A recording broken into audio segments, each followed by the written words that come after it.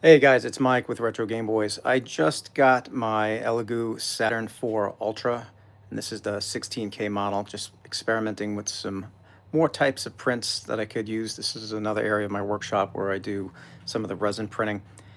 For any of you who have purchased this, and if you are having difficulty finding how to manually level this, I can tell you right now, even watching a number of YouTube videos, everybody seems to forget one particular area or does not even focus on that particular area.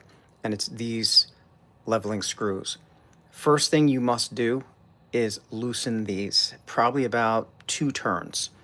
Make sure they are loose, because if they're not loose, you're not going to be able to make the adjustment to the bed leveling. You'll hear things about putting pieces of paper in the corners and then adjusting the screws and pulling on the paper until there is some very light resistance on that paper.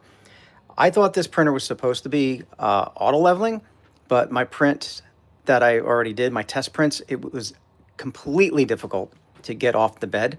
And my exposure times were set correctly, and my bottom layers were set correctly, and it was still difficult. So someone mentioned that you might have to do some manual leveling. So just keep that in mind if you have this type of printer and you're going to perform the manual leveling.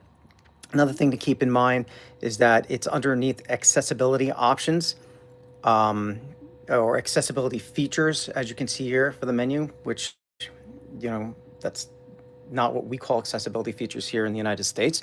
But I don't know why it's under there. It should be under tools or settings. But regardless, that's what you need to do.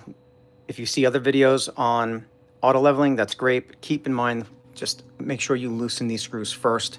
So when the papers are in the corners, and if they're too tight, then you would basically righty-tighty, lefty-loosey. Well, in this case, you go to the right to make it looser to pull that paper out.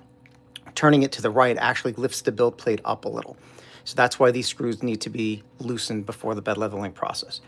All right, guys, hope that was helpful. Take care.